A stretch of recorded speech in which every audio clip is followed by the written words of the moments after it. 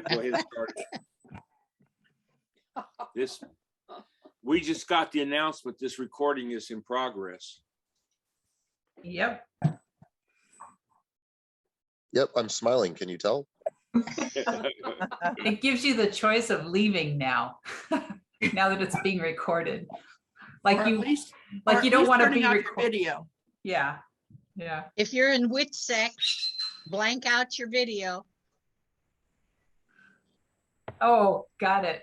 Of course, they don't tell you that NSA and the Chinese are recording it too. Boy, Can't opt out of Wait, maybe we'll turn them into writers. There you go. that. Yeah, they might learn something. Ooh, Daniel. Oh, Ugh. Dan's here. I know that. Hey, Jim, everything came out all right, huh? No, Oh, Nothing happened. nothing happened. My procedure was canceled. again? Yeah. wow. So it's now for Tuesday. Oh, man. Wow, how are you? Haven't seen you for a while. Hi, Hello. Who's talking to who? I was talking to you. That's Jim up Hi, here. Jim. Hi, Vicki. Hi, Hi, Genoa. Genoa. It's good to see you. Good to see you too. Yeah. Great to see your face. Gosh, it's been so long. Oh, hi, Michelle. I recognize people. Well, we've gained some members that aren't even from the local area, believe it or not, over the last Zoom year that we've been doing. So I thought you you probably won't. I thought you were going to say we gained weight, so you don't recognize. Oh. I was going to take offense to that. Is that Too Lynn? close to the truth. I'm here from Washington State, actually. Whoa! Oh, All okay. right. Hi, Bonnie.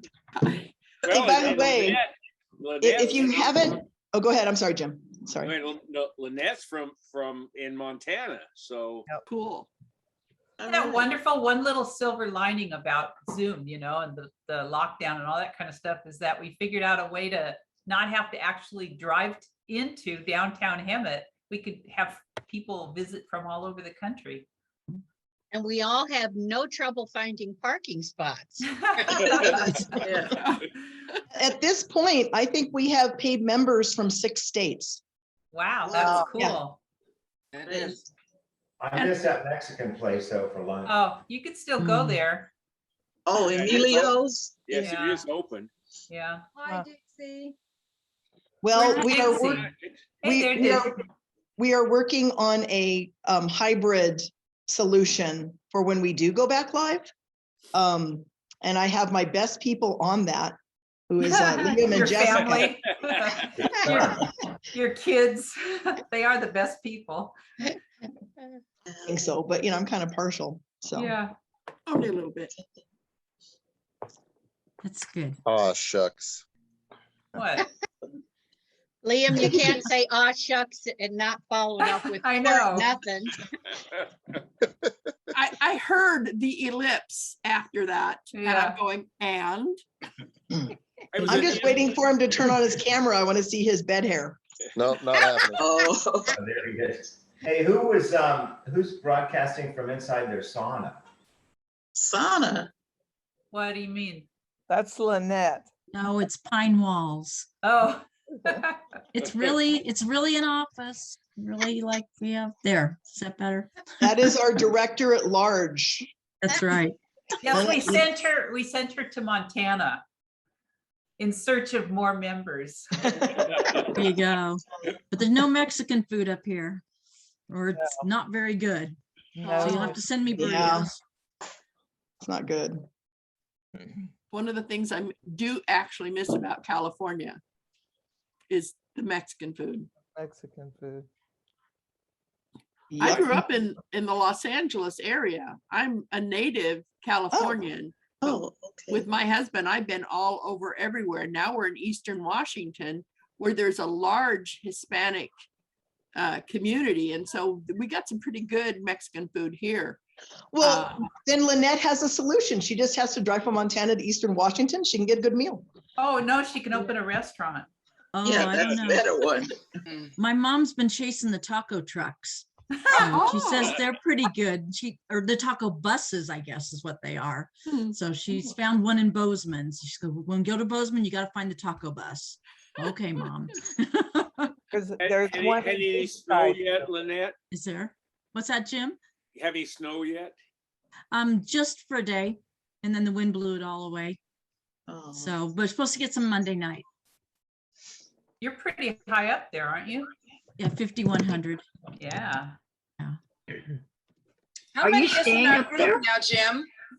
How many is in our group now, Jim? You mean members? Yes.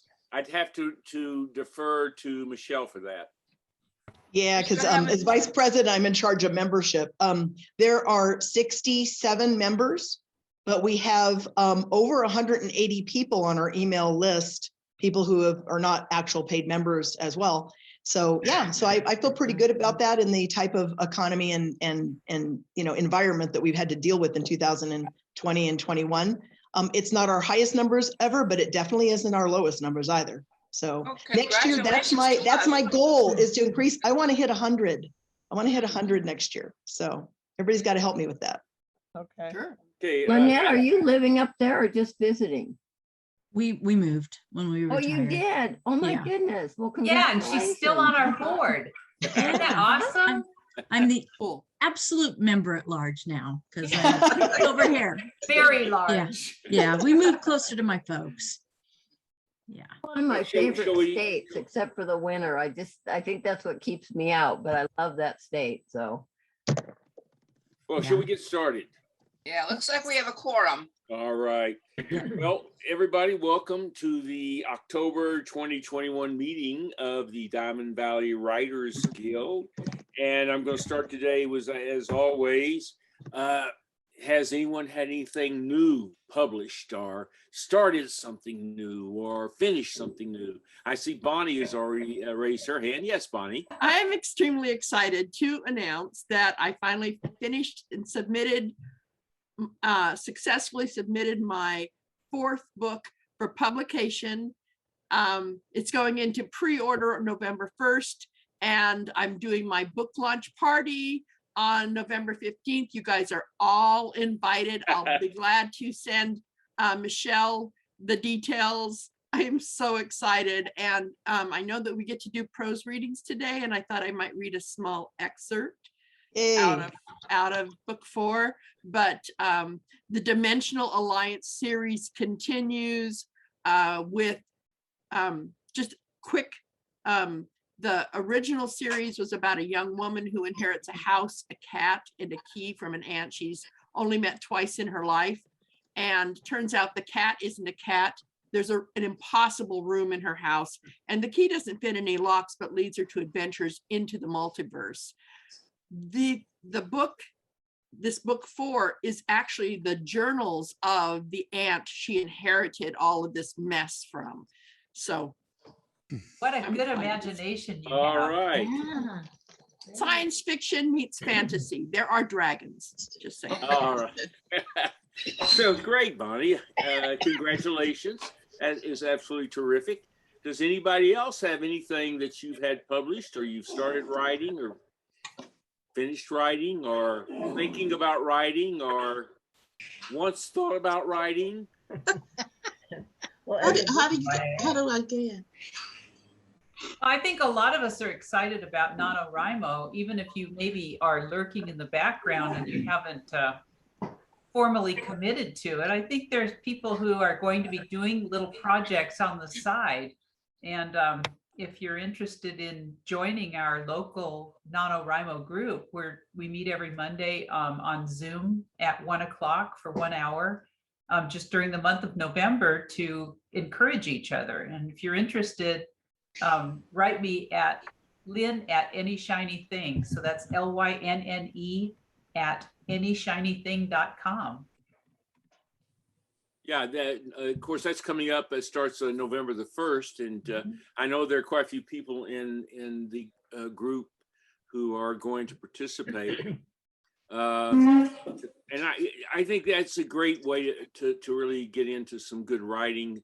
It'll be bad writing to start with. But I mean, sometimes any writing is good writing if you're not writing at all. That's right. You know? That's right. That's right. It's like reading. I mean, if I have a kid that when I was teaching, wasn't reading, he didn't care if I got him a bad book, as long as it was a book he could read or she could read, and because that's a start. Yep. And I always go back to Theodore Sturgeon, the science fiction writer, who's being interviewed, and somebody asked him, said he's being interviewed on radio, and he wrote science fiction. And the interviewer asked him, "So, isn't it true, Mr. Sturgeon, that 90% of science fiction is crap?" And he said, "That's true, but 90% of anything is crap." And so I think in terms of writing, yeah, your first draft is, but that leads to a second draft and a third draft. And I know Michelle is working on a piece that she did last year in Nano, and she's firming that up now. Anybody else have anything? Just real quick on Nano. On Nano. Or anything on Nano, whatever. Bonnie. When you're writing in Nano, forget about the editor in your head. Just get your story on the page. It's how I got my first book out, was through Nano in 2018. I did the NaNoWriMo challenge. By the end of the thing, I had 70,000 words. I said, you know what? I got half a book here. I'm going to finish it. But oh my goodness, it was horrible. But that was okay, because it's you have two people in your head as a writer. You have the creator and you have the editor. I want to say something, but go ahead. Yeah, no, go ahead. No, you go ahead. I made a mistake. Oh, okay. But you can't do both. You have to do one or the other. And the minute you put the editor in there, that's when writer's block kicks in. That's when writer's block kicks in. Stop editing as you write. And Nano is a really great exercise in that, because you're going for word count. So as you're going along, just delight in your story. Get it out there, get it on the paper, and charge forward, because you never know where that's going to lead you. Just saying. Good. Thank you. Anybody else have something? As a blatant advertisement, my book of short stories, Oddballs and Other Folks, is now available on Amazon. All right. Yay. I bought it.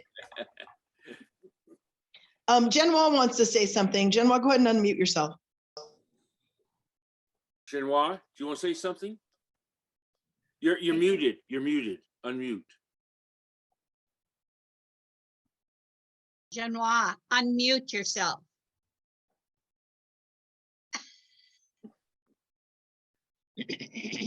Trying to find it. It's over in the left-hand corner. Okay. Yay. No. Almost. Go back. Hit your space bar. I might be able to unmute her from here. Let me find her in the list. Okay. I'm looking. No. Sorry. Well, while we're figuring that out, Daniel's had his hand raised for quite a while. Daniel, why don't you go ahead and go? I don't even see. Yeah, somebody saw it. Oh, he got way up there. Well, some of you have been involved in helping me get ready for publication of my first novel. And I am working on the cover. I've got the blurb pretty well hammered out. And so the next step will be draft to digital, which I think Karen and Lynn have recommended to me. And I'm really getting excited about it. I'm getting close to actually seeing a physical book. That's so cool. Fun. All right. Yes. All right. Daniel, what's your genre? It's an action adventure. Cool. Thriller. Awesome. Looks like Genoa's ready. Yes. Yeah, can you hear me now? Yeah, we can hear you now. Okay. Well, then I'm working on, I guess you'd call it an anthology, but it's 5 stories. And it's about people who get away with murder. They don't get caught. 3 of them are women, and two are men, two of the subjects. But I have the beginnings written, but it's very difficult after you get past 2 pages to get it all. You have to do a lot of research. Let me put it that way. Yeah. But I'm working on it. Good for you. All right, great. I love the concept. Yeah. Well, my brother doesn't. He thinks everything should have a happy ending. No way. But it is a happy ending for the murderers. But I hope that have that completed by the middle of next year. I like Right. Look Yay. forward Good to goal. Okay. Denoy, I loved your story in the straitjacket. Oh, This- that's one of them. Yes. Yeah, Thank you. it was very different and intriguing. Oh, thank you. Make your ending so confusing that you don't know if it's a happy ending. I kind of wondered, Denoy, if they got away with it, how does anybody know about it? Well, that's the format that I'm putting it in. I think I forget how it's what it's called, but You're telling their story from their point of view. yes, okay. That's first person. First person, right? That's what it is. First Okay. person. That's awesome. Anybody And it's else? different. I'm sorry, didn't mean. Okay. No, I'm through. Yeah, Janet. Yeah, hi. Greetings from Las Vegas, everybody. Oh, yay. Hi. Nevada. I belong to a writing group here, and I had joined Ollie. I don't know if you're familiar with Ollie, adult education. And because of the pandemic, we had to stop the class. So we continued to meet on Zoom, and we put together an anthology of stories from the people in the class. And we published that on Amazon. It's called Shelter in Place.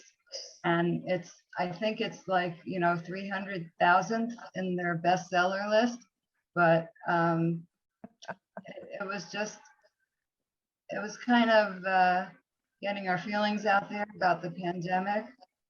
And it's a combination of fiction and nonfiction. And it turned out okay. So That's a great title. Yeah. And the ranking, a lot of times good books don't get a lot of attention just because there's just so much competition. yeah, there are a number of books called Shelter in Place. After I think everyone on our Christmas list are going to get this book, but other than that, I don't know who's buying it. But, that's okay. We know that feeling. But as an author, that your job doesn't finish when you hit those beautiful words, the end. Your job isn't finished. You've got the editing, you've got the covers and all that, and then you get it published, and now you have to put on a completely different hat, and that's called marketing. And that's probably the hardest part for most authors of writing a book. I find it so don't get discouraged. Just keep going. The point is you did your story, you got it out there. Somebody, who knows, somebody may read it at some point and go, oh, wait a minute, I need to tell all my friends about this book. Yeah, there's a couple of stories about people who put books on internets like that some publisher saw it, picked it up, and became a bestseller. A book named Wool. It was science fiction fantasy. Twilight. Yeah. Twilight's, yeah, another one. Twilight was fanfic. Yep. Okay, is there anybody else that falls into this category? Well, hearing none. I don't have a video of myself because I have bed hair this morning.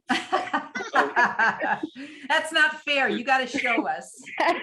Anyway, last Christmas, my daughter got me a subscription to Storyworth, and you get a weekly question, and it's a way of harnessing your memoirs.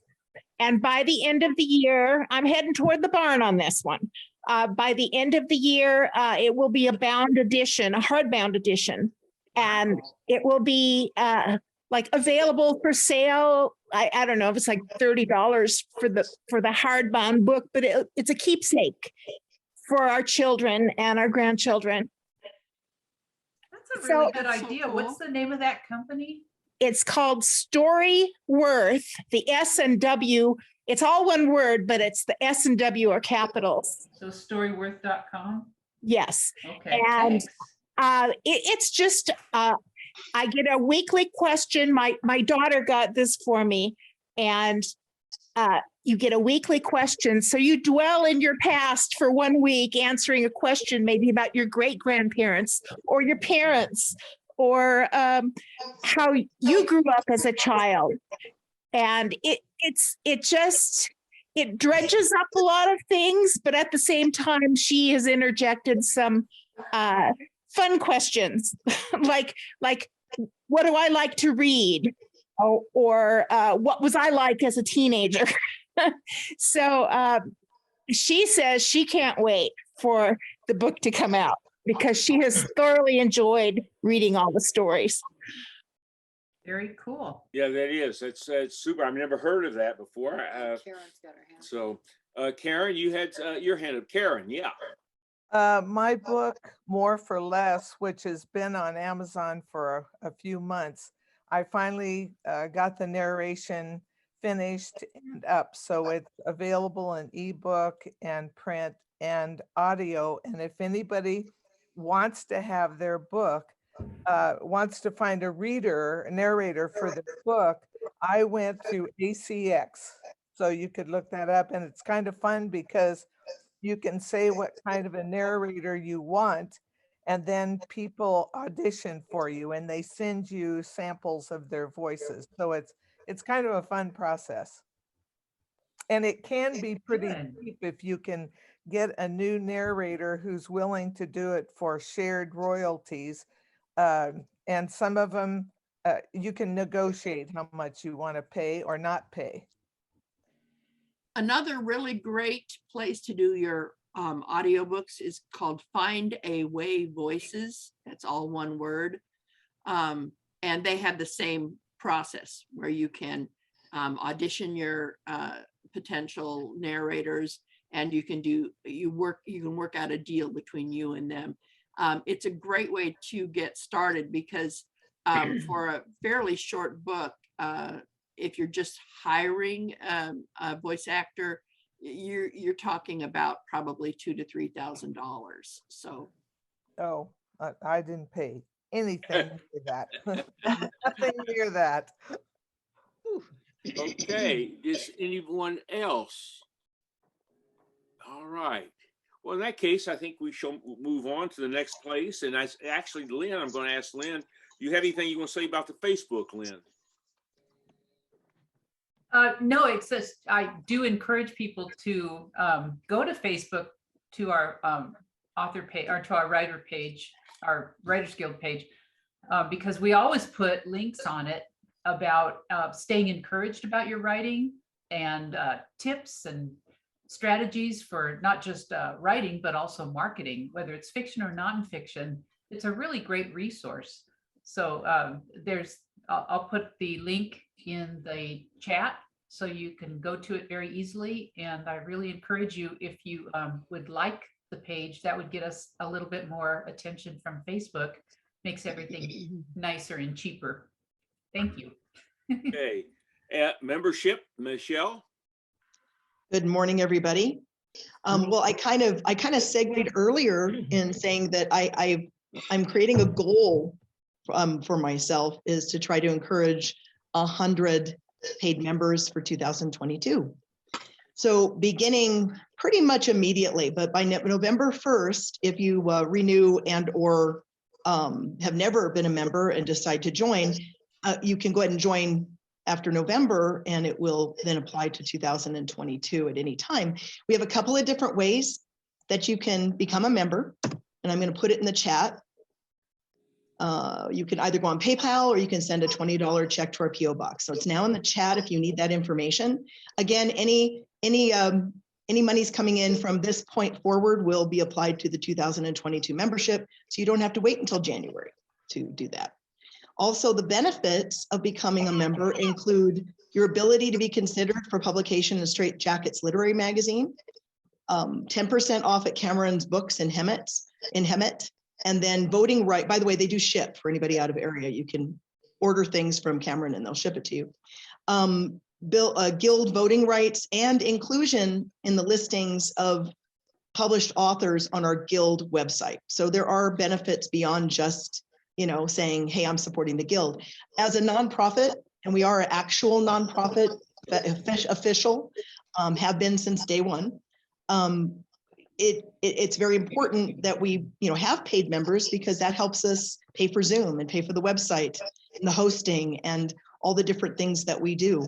Also, and I'm sure as we segue to Straight Jackets, I know that the editors of Straight Jackets and a committee they put together are also working on a Guild anthology, which will become published at some point. So there's a lot of advantages to being a member, and you have to be a member to be in that. So think about it if you're not, and if you are, thank you for your continued support of the Guild and future support, I'm hoping. Okay, well said. That's a good segue. And you want to say something, Lynette? Yeah, I just want to make sure, does everybody know how to look at the chat? Because we're putting a lot of links out there today. And if you don't know how to open the chat, you're going to miss some stuff. That's a good reminder. Yeah. Yeah, I believe when it's recorded, the chats are still there. So this is a good segue. We'll go into Cheryl McGuire. Cheryl, you want to talk about Straight Jackets? Sure. Thank you for the submissions for this last magazine. They were really fun to read. And the editors have started back up on the book. The editing now for the anthology is going faster now that we're reaching the later years. The early years of material were different, and now it's going a little bit faster. I want to say hello to Judy. You've been on my mind, Judy, so it's nice to see our editor sitting there. Thank you, Cheryl. It's good to see you all too. Yeah, I hope all's well. And anyway, thank you. And that's all I have to say. Thank you. I have a question. Yeah. When I was reading the articles, I wanted at the end to be able to just click on that writer's name and go immediately to their email address so that I could tell them how much I enjoyed their writing. Is there any way to do that? You know what, that's not, I don't know if Lynn would know that right now. If authors, I don't even know if it's live if they put it in there, to be honest with you. Well, when you click on their name, you get a profile. Right. Does the you profile, get that. Does the profile include their email and their It link? can or it might not. Depending on whether they did Yeah, or not. Yeah. Do you click on the like button, Karen? Yes. I don't even remember what I did, but I couldn't find them. Oh, okay. Well, the author should be right at the bottom of the story. Right. Yeah. Okay. And then there's a like button, which is also encouraging. But I don't know that everybody's putting their email in there. If they have a web page, they're putting that in there. Let me offer a workaround. If you look at the address list that's on this notice for the Zoom magazine or for the Zoom meeting, you will see the person's name and their email address. So you can get it there. That's a workaround, of course, but you can get it there. Yeah. Could always put another item in the Straight Jackets letters to the editor. Playboy had it. I don't see why we couldn't. But, I'll have them send them to you, Jim. One of the very best ways that you can say thank you to a contributor is by clicking on their Facebook, clicking on the Facebook icon, so that you can share it on Facebook. And it's that way all of your friends will see it. Possibly they will see it. It gives them attention, and it gives the magazine attention. So Right. it's a I would really recommend that. That is the coolest. I way like to- that better than letters Yeah. to the editor. Yes. Yeah, I'll much bet. better, much better suggestion. Okay, when's your next issue, Cheryl, coming out? We haven't decided that. No, it will be, let's see, for fall, it'll be spring, but we haven't decided the date yet. Okay. All right. Well, thank you very much. Now we're going to our monthly, but she's disappeared. Sandy, where are you? She's up a tree. She I is. ran away. I Yes. was swinging from that outer branch for just a little while because I could. So my turn? Yes. You're Okay. up. I was reading a book by a screenwriter, Matt Bird, and I liked the differentiation that he had made in terms of getting characters who mesh and work together so that when they are talking, for example, they all have a different talent to bring. And we know that we don't want to have all our dialogue that could be just said by anybody. He talked about a three-way head, heart, gut polarization. He said Socrates called these divisions reason, spirit, and appetite. Freud called them ego, superego, and id. But in modern terms, to make the three parts making up a human being are head, heart, and gut. So he said the head characters use phrases like, I think, and this is a bad idea. They tend to be smart, analytical, and or unemotional, can often be stick in the muds, who talk a lot and are overly focused on odds. These are like scientists, professors, father figures, and examples were like Spock on Star Trek or Egon in Ghostbusters. For the heart characters often use phrases like, I feel, and who will get hurt. They tend to be emotional, merciful, caring, sensitive, and worried about human consequences. These are often listeners, doctors, mother figures like Dr. McCoy on Star Trek or Woody on Cheers. The gut are characters that use phrases such as, I want and wouldn't it be fun? They tend to be honest, impulsive, hungry, emotional, boastful, sensual, and sometimes cowardly and self-interested. They are the child of the group. So the dynamics of those can create some better dialogue and interactions for us. There can also be like a protagonist who is a three-dimensional hero and embody those three things, but they also have head, heart, and gut advisors. And the most classical example is the Wizard of Oz, that Dorothy's a three-dimensional character, but she also has three advisors. Head is Scarecrow, heart is Tin Woodman, and gut is the Cowardly Lion. In HBO's Sex and the City, Carrie's a three-dimensional character. Miranda is head, Charlotte is heart, and Samantha is gut.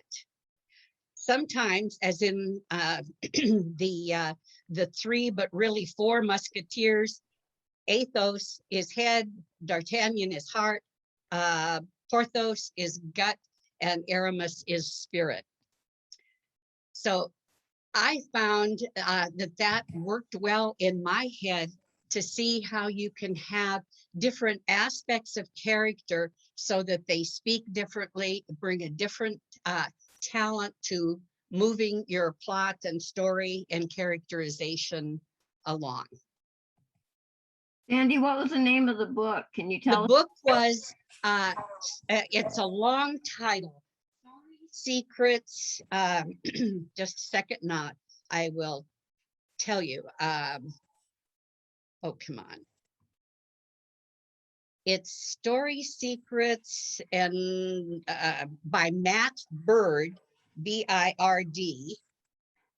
The Secrets of Story, Innovative Tools for Perfecting Your Fiction and Captivating Readers. And he goes about other polarizations as well that work with two people like, say, Scully and Moldar. They personify the divide between skepticism and belief, but you treat them equally so that it works better in your story. But he has an awful lot of great examples and how to look at your hero and your character and so on. I would highly recommend the book. Thank you, Sandy. I'm going to also recommend a book that it's a great reference book. It's called Putting the Science in Fiction. Do not think this is about science fiction. It's not. There are things that would be helpful if you're writing science fiction, but I mean, this is even like when a person dies, they have a gasp. Where does it come from? What does it sound like? So it has some very interesting science material that we all tend, if we're writing fiction, we tend to need some of this information every once in a while. This is an awfully good little book to have. That's a good one too, as a reference. Thank you, Sandy. It was great as always. And now we're going to move on to our election. And at this spot, I'm going to turn it over to Michelle. And Michelle, it's all yours. Good morning, everybody, again. So I'm going to put into the chat some guidelines. I sent out an email relatively late yesterday to everyone, just so hopefully to make it a smoother election process. You know, for a long time, we were very spoiled because we were live. And so it's much easier to run an election live than to try to do it over Zoom. So just a few reminders and how we're going to do it. And I did put it in the chat. First off, only current paid 2021 paid members are eligible to vote or to run for or to vote in the elections. Any member can nominate another member for the office. At that point, it must be seconded, and then the nominee may either accept or decline the nomination. So that's kind of the order we do it. Multiple nominations for the offices are definitely encouraged, and candidates will have an opportunity after they're nominated and all the nominations are closed to speak to the membership if they so choose. After that, we'll call for the vote, and the votes will be tallied. So there are two, and Lynette, who is our member at large, is assisting me this time around, which is good. Let me see, I think that I should be, that's interesting. I'm not popping up on the recording as the speaker. Let me go back to gallery view. There we go, for a bit. So what'll happen is once the nominations are made and we have a slate of candidates, Lynette will be sending out a Google Docs link. She's going to put the link both in the chat and she's going to email it out to the paid members on that list that was sent out. You can access that very easily from another computer, your phone, or from the device you're currently on. If you have trouble, we do have a workaround, and I'm going to put my cell phone number in the chat, and you can text me your vote, but that would be last resort. So please try to do the Google, because it makes it harder for Lynette and me to do that. And we'd rather not have that secondary thing if possible. So does everyone know how to access their chat? Wave at me if you do not know how to access your chat. Is someone waving? Okay, Genoa, you don't. Okay, I will text you my phone number. Okay. Anyone else besides Genoa unable to access their Zoom chat? Nope, everyone else is good. Excellent, excellent. So that being said, the first office, oh, there's two more people on another page. Anybody else? Okay, I guess not. We now have 26 people. The first office that is open for elections today is the president's office. And I'm going to keep everybody muted at this point until we get past the election process. Actually, you know what? Let's unmute. Let's unmute everybody. Just if you have background noise, keep yourself muted, because I will need to hear the nominations and the seconds. So is everyone unmuted? Mm-hmm. No, not everybody yet.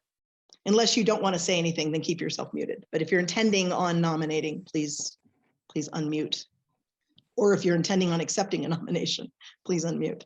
So the first office is the office of president. Yeah, Jim, you have something? Well, I was going to nominate someone.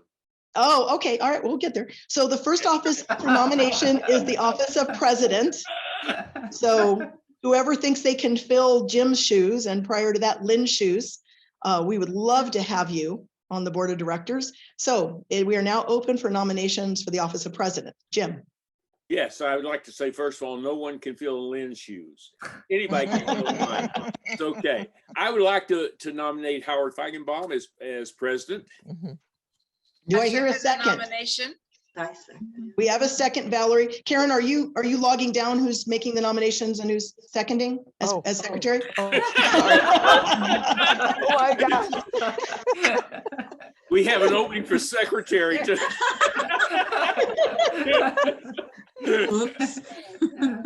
So yeah, just jot down that Jim nominated Howard and that Valerie has seconded that nomination. Got it. Howard, are you willing to accept the nomination for president of Diamond Valley Writers Guild? Yes, I am. Excellent. Do we have, would you like to say a few words? I would. I've been a member of the organization since its founding. It has a valuable role to play in the life of a writer, and this organization is dedicated to writing, and I think that's wonderful. The people who belong to the Diamond Valley Writers Guild are creative, and they're willing to work at their craft, and the organization supports that. And I don't think a writer could have any better support than this organization. And I find that valuable in my life, and I know other writers find it valuable or they wouldn't belong. And in the end, I also like all the people. The people who are creative and belong to this organization are wonderful people, and it would be a pleasure to serve. Thank you, Howard. Thank you. Any other nominations from the floor for president? Going once? Going twice? All right, nominations are now closed for the office of president. Lynette, would you please send out the Google Doc form? So check your chat. Genoa, I am going to, you can't get it from the chat. I don't think I have your phone number. I see the chat. Do you see the chat? Click on it. Okay. Okay, and it should open up a screen for chat. And in a minute, there's going to be a link in the chat. There it is. Ooh. Everyone, please only vote once and only vote if you're a paid member. So you can click on the chat and it will bring up the link.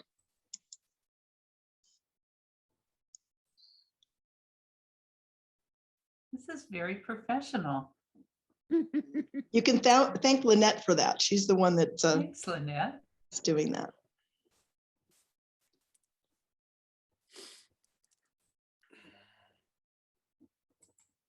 We should have some music here.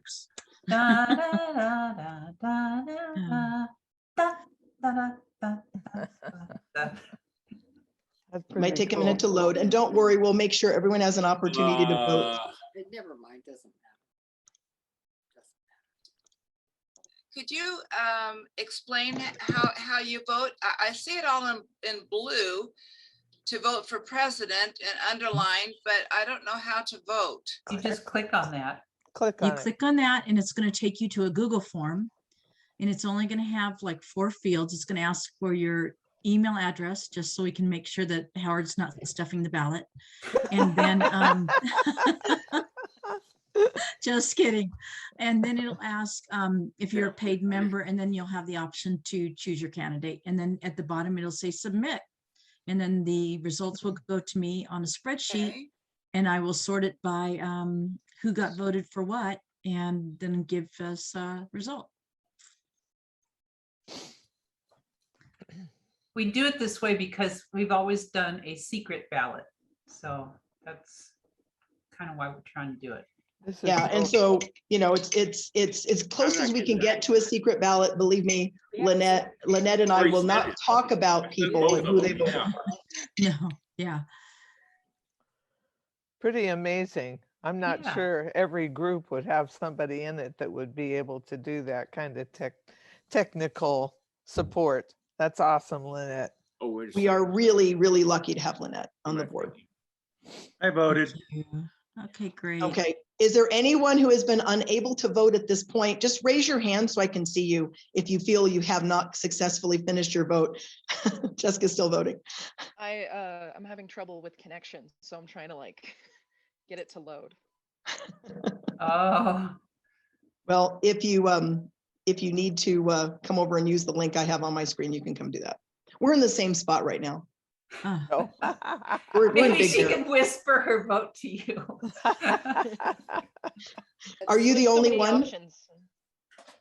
I might If you want to put it directly in the chat to me, or just come and click on the link. Yeah, I'll Okay. just send that to you. How do you get back to the Yeah. main screen? Down at the bottom of your screen, the little video camera, the little blue and white video camera icon, click on that. I'm still in the voting for president. I've finished doing that, Oh. but I can't get back from there. Okay, so you Just hit close the submit, screen. right? If you're on a laptop, you can do Alt Tab and it should flip you back over to Zoom. Alt tab. Mhm. Alt Oh, it tab. works. I closed those windows. There are two windows that open, one that warns you you're leaving Zoom, and then another one where the vote is. As soon as I submitted, I closed those two windows and got back to the Zoom. Great, thank you. Okay, Lynette, I just forwarded you the Jessica's vote. Okay, let me. I'm thinking it's going to be a landslide. Whom could she have voted? I think the other guy isn't going to get that much of a showing. Yeah, it's a hard choice. I mean, you know, we've got quality candidates this time around. We did sit down. I hope he gets it. Yeah, the campaigning was bloody too. So now, do we have all of the votes in? Yep, looks like we do. So what are the results, Lynette? Let's see really quick here. It is, whoa, let me get to the right screen. We have everybody voted for Howard. Whoa, landslide, yay. Congratulations. I want to recount. Thank you very much. After a long and gruesome campaign. Exhausting. All that mudslinging, it was terrible. So now that we all understand the process, I think it worked pretty darn well. Now we'll move on to the second office that is needing to be filled this year, and that's the office of treasurer. And by the way, if anyone wants to know what the duties are of the offices that don't know, because they're thinking about wanting to run, just we can explain that to somebody. The people that have approached the board about interest already know what's required. That's why I'm not going over that today. But if you do want to and you don't know what's required, let's talk about it right now. Nope. Okay. So the next office is for treasurer. So we are now open for nomination. Sandy. As a member in good standing of Diamond Valley Writers Guild, I would like to nominate the Jessica Bruce for the office of treasurer. Second. Okay, so we have a nomination from Sandy, a second from Jim. Karen, you're jotting that down, right? Where are you? Yes, she is. There she is. Okay, at this point, Jessica, are you willing to accept the nomination? I do accept the nomination. Excellent, yay. Would you like to say a few words? Yeah, I have been involved in the guild kind of behind the scenes for several years now. But I'm a college student. I'm a film major, so I'm starting to get more serious about writing because it's becoming a part of my curriculum, and I'm having to really focus on story structure. And so I've been watching from the sidelines for a long time, and so I thought I'd make my helpfulness in a more official capacity. I also want to help with expanding membership in areas involving schools, and hopefully help lead the hybrid effort to get us up and running digital and live by the beginning of the year. Okay, thank you. Oh, I saw clapping. That was good. I'm clapping. Any Other nominations for the office of treasurer? Going once? I think Henry Sampson would be good. Henry Sampson. Oh, that's an inside joke, Daniel. You've left out. One of Howard's fictional characters is Henry Sampson. That's what that's about. So just FYI. He's the finder of wrongdoing, though. He is the writer of wrongdoing. That's very, very true. Finder of wrongdoing. That's what, finder of wrongdoing. Okay, with no other nominations, we will now go to the voting process, Lynette. She's going to put a second link in there. Send. Okay, there we go.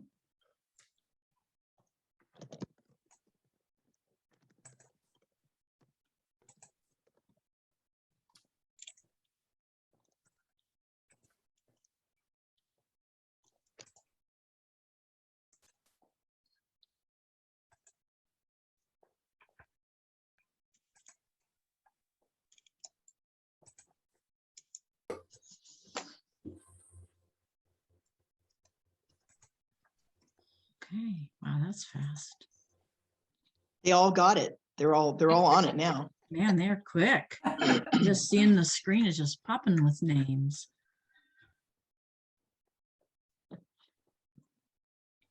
Okay. Lynette, why is it in Comic Sans? So that I could make sure that it wasn't the same form as the president. I wanted to be able to visually see it for myself. Hey, smart. Good Plus thinking. Comic Sans is fun. Yeah. It is. It's one of my favorites.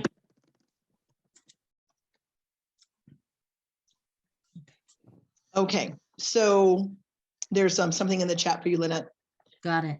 Thanks. Is there anyone who has not successfully voted? Wave at me if you have not successfully voted. Okay, all votes are in, therefore the election's closed. Lynette, when you're ready, the results, please. And we have Jessica voted in. Yep. Yay. Yay. Congratulations, everyone. Yes, both offices take effect on November the 1st. Is that right, Lynn? Yes, that is correct. Directly after Halloween on the Day of the Dead. Yeah, okay. All right. I don't know if there's a meaning to that or not. A little scary there. Some kind of symbolic meaning, but all right. All right. Well, congratulations to our new officers. And with that, I think we can move on. And now I'm going to turn this over to Jo, who's, as all of you know, has her book coming out. It's just out, right, Jo? It's ready to, you can purchase it on Amazon, correct? That's right. All right. Both Kindle and paperback. Excellent. Haven't got my copy yet, but I will order it today. All right. I've seen the book. It looks great. Of course, we've read, Jo has read several in quite a few of them in our writing group, and they are terrific. So Thank you, Jim. That's all right. Jo, the one thing I'd like to ask, if everyone except Jo could mute themselves and only unmute when it's your turn. Can everyone mute themselves, please? You can mute us all. Yeah, but I wanted to let everybody know because I know otherwise you think you're not muted and you try to talk and you can't. So everyone needs to be muted. JoLynne, you can unmute yourself. I am unmuted. Okay.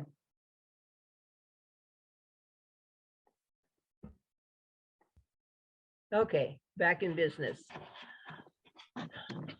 It's good to see everybody again today, and I appreciate an opportunity to have some of our members read. As a writer, I've struggled with giving my characters authentic, distinctive voices. I've admired other writers who do such an excellent job of this. Their characters have speech patterns which are realistic and descriptive. In an effort to improve my skills, I'm paying more attention to how people speak and try to convey their speech patterns in prose. A recent bank transaction gave me an opportunity to put one pattern into my repertoire. The petite young teller greeted me. Hi, I'm Sharon Ann. Welcome to XYZ Bank, we are so glad to have you as a customer. I hope I can meet all of your banking needs. I was just given the Employee of the Month award, and I am so glad because the cash bonus will come in handy for my wedding. I just became engaged. See my ring, isn't it beautiful? And my fiance is so handsome, and we're going to Bermuda for our honeymoon, and his parents are buying us a house. Isn't that wonderful? Did you want to open an account, purchase traveler's checks, open a safety deposit box, or take out a homeowner's loan? You should see my wedding gown. It is so gorgeous. I was breathless and exhausted by the time she stopped talking. I was convinced she would chirp me to death. A few years ago, there was a familiar character actor who did television commercials for Visine. No doubt his lugubrious expression and monotone made him a lot of money. Get the red out. Without eye drops, with eye drops. Red in, red out. His spiel droned. I encountered his clone when I went shopping for a chair. I think he said something like, "This is genuine simulated artificial Naugahyde in the best selection of decorator colors. The frame is of quality balsa wood and guaranteed to last until you get it home. The reclining mechanism is made of leftover erector set parts and works smoothly until you sit in the chair." He nearly put me to sleep, and as far as I know, his chair is still in the store. My favorite lesson in speech patterns is paraphrased from a children's story, The Wide-Mouthed Frog by Keith Faulkner. There was once a wide-mouthed frog who had the widest mouth you ever did see. He hopped along, catching flies with his long, sticky tongue. One day, he met a furry brown mouse. "Hi, mouse, I'm a wide-mouthed frog and I eat flies. What do you eat, Mr. Mouse?" "I eat crunchy seeds and juicy berries," the mouse replied in his squeaky voice, smacking his lips and wiggling his whiskers. Mr. Frog hopped along and encountered a long-legged blue bird. "Hi, bird, I'm a wide-mouthed frog and I eat flies. What do you eat, Miss Bird?" With a haughty tone, the bird said, "I eat juicy worms and slugs, if you must know," and she snapped her pointy beak. The wide-mouthed frog shrugged and continued his search for flies. He came face to face with a big green alligator. "Hi, alligator, I'm a wide-mouthed frog and I eat flies. What do you eat, Mr. Alligator?" The alligator showed his sharp white teeth and said in a deep drawl, "I eat delicious wide-mouthed frogs." The wide-mouthed frog gulped, made its mouth as small as possible, and said, "Oh, you don't see many of those around, do you?" And he jumped into the pond with a great big splash. I hope to make a big splash with characters with distinctive voices. And we have some other voices today, starting with Jim, who is going to read, I believe it's an excerpt, isn't it, Jim, from your book? Yes. Earlier this year, we had a speaker who was my publisher, and he was publishing my book called The Carney Way. Of course, the business folded before he published it. So I'm marketing it again now, but I thought I'd read the beginning of it. It's also a standalone short story. The first part, not this. This is only the short story runs about 17 pages. It's actually online. You can find it online. There's also an audio version of it online. But so this is the beginning of The Carney Way. When I was 17, the year was 1949, I obsessed about love and sex, especially sex. But I didn't know diddly squat about either. What teenage boy does, unless he's Romeo Capulet, and he's only a character in a play. Sure, I'd had crushes on girls. I even took a couple to the movies. But I gleaned my knowledge of female anatomy from men's magazines and Vargas calendars. In the 8th grade, I kissed a girl at a party. 6 of us, 3 boys, 3 girls, hid behind a house to play spin the bottle. My turn arrived, I twirl a bottle, which revolved 3 times before the neck pointed at Barbara Rushing. Half a head taller than I, she had developed beyond her 14 years. When I kissed her, she responded as if she liked it. Our relationship ended before it began. Her father was a Baptist pastor whose fire and brimstone personality erected a sign, "Boys beware." At the time, my mother and I lived alone in Dallas on Beacon Street. The boarding house, a two-story frame, 40 years old, smelled of rot and mildew. Even though we lived on the bottom floor, water stained the ceiling. The wood flooring was warped so badly that crossing from one side of the room to the other was like a hike through hill country. At night, after we turned out the lights, cockroaches scurried across the floor like a conquering army. If I got up during the night, they crunched under my feet all the way to the bathroom.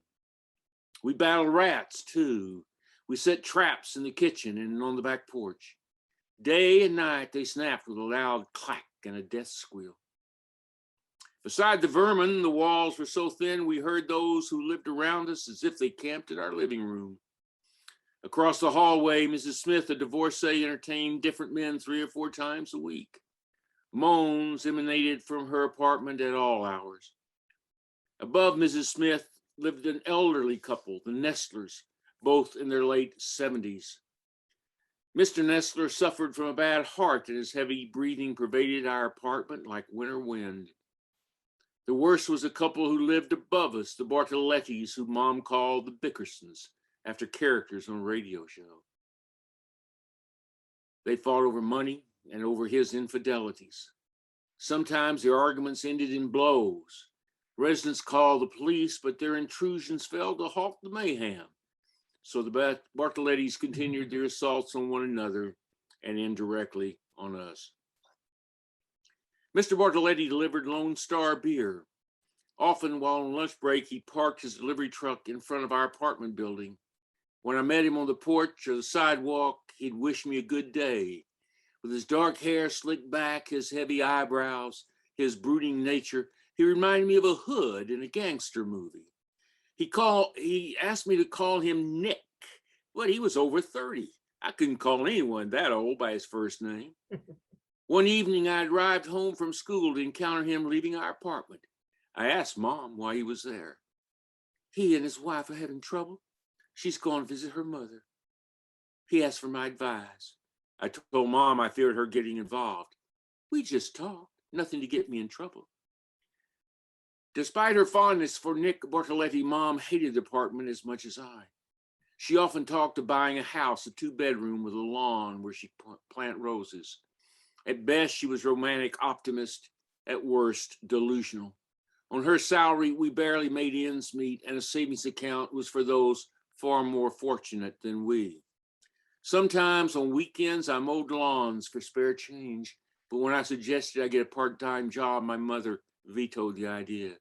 You'll not throw away your tomorrow for a few dollars today. School is the most important thing. We'll make do. We'd lived in that apartment so long, I remembered no other place we ever lived. In those days of my mercurial youth, I thought the world immutable, frozen, unchangeable. Although each year I grew older, each year I moved up a grade in school, each year the world made another cycle of sun, the pace was so leisurely, I barely took notice. Time marched on, but at quarter cadence, so slow the world never appeared to change. Such an idea is the illusion of youth.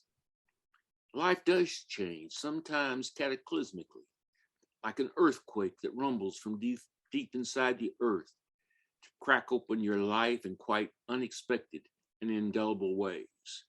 I learned that lesson one Friday in late May. Thank you, Jim. We always enjoy hearing you read. We've got a new face and a new voice today, Janet Feldman, who submitted a piece called Desert Life. Janet, where are you? There she is, in the middle. Okay, am I unmuted? You're unmuted. The floor is yours, or the camera, as the case may be. All right, so normally I write fiction, but this is not. This is a true story, and it happened several years ago. One corner of the mattress appeared first, just visible as we neared the small rise, not 30 yards from the highway bisecting the desert. Another example of man's ignorance and disdain for the environment, I thought. Holes in the mattress had probably sheltered kangaroo rats or some other desert creatures, creating cozy nests for bearing young. Ragged pieces of torn off ticking were evidence of a predator's attempt to invade that poorly chosen shelter in search of a meal. What life and death drama had occurred at nightfall in this quiet place, I wondered. The desert blooms with discards of humanity amidst the flowering creosotes and golden sun rays, like busted televisions, ovens, radios, pieces of pipe, and unidentifiable objects. For some reason, the area encourages people to leave carpeting, usually an odd shade of pea green, rolled up in lumpy piles that dare you to investigate to see what dangers might be hidden within. Broken glass and shotgun shells are as common as rocks, and all of this deliberate. Someone who considers the desert their personal garbage bin has dumped everything that does not belong there. We continue to walk toward the mattress and then hear a rustle. She is as startled as we are when we come within sight. "I'm Marjorie," she says. "Don't worry, I won't hurt you." We introduce ourselves, adding, "And we won't hurt you, just taking a little hike." She rouses herself to an upright position on her tattered pad, smoothing her clothing. She seems to be trying to look as though waking from a nap on a dilapidated mattress in the desert is a normal occurrence. We are in shorts and t-shirts, slathered in sunscreen, with hats and glasses to shield us from the morning sunshine of May.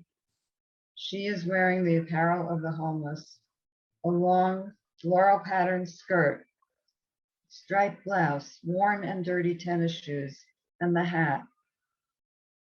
This is the close-fitting woolen knit hat that attaches itself to homeless heads everywhere. It is black or brown, or in this case, beige, and weather conditions do not determine its appearance or disappearance. The hat stays on. Sensing our concern, she tells us that she is okay. Addressing our curiosity, she explains that she has had an argument with her boyfriend, Michael, and that she walked over to the mattress to cool down. We look around, and the desert looks back, quiet, still, and not disclosing the whereabouts of her Michael. She tells us that they live in a car, which is parked nearby but hidden from the road to avoid harassment from police officers who insist they cannot live there.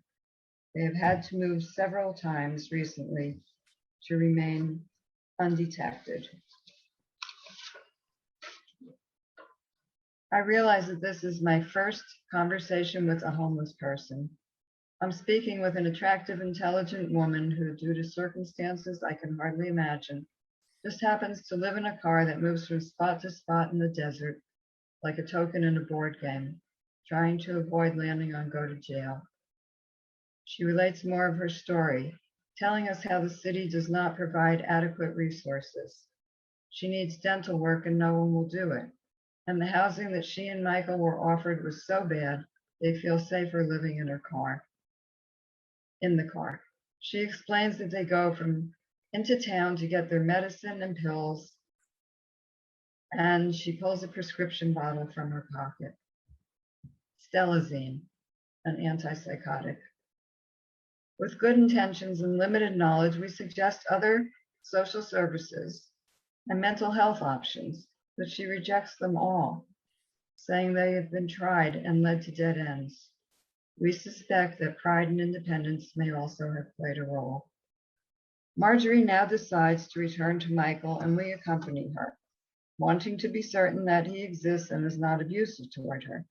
After a very short distance, we see the car, a big old green Lincoln Continental, which appears to be well maintained.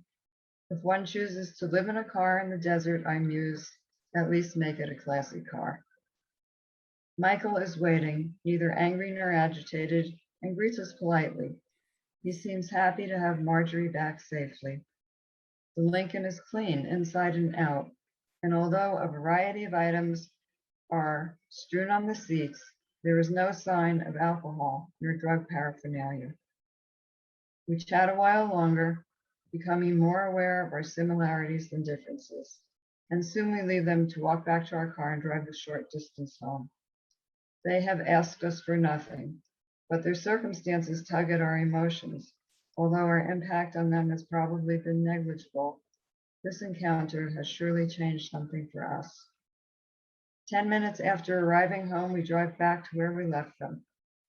We wave at them like old friends and deliver 2 gallons of cold water, freshly made tuna sandwiches, grapes, and some chocolate bars. We hand them a $20 bill for gas and again say goodbye. We gave 1 meal and some conversation to 2 people who live in a big car in the desert. During the next few weeks, we looked for Marjorie and Michael several times. We spotted the car only once, and it was well hidden. Out there among the refrigerators and busted TVs. Out there amidst the detritus of other people's lives were 2 live people, discarded by society, but surviving nonetheless in their own unique way. Thank you, Janet. It's good to hear a new voice. We're glad you've joined us. Thank you. Our next submission is from our Vice President, Michelle. And she's going to read an excerpt from one of her novels. So this is the opening scene of a work in progress called Claiborne's Whip. Get up.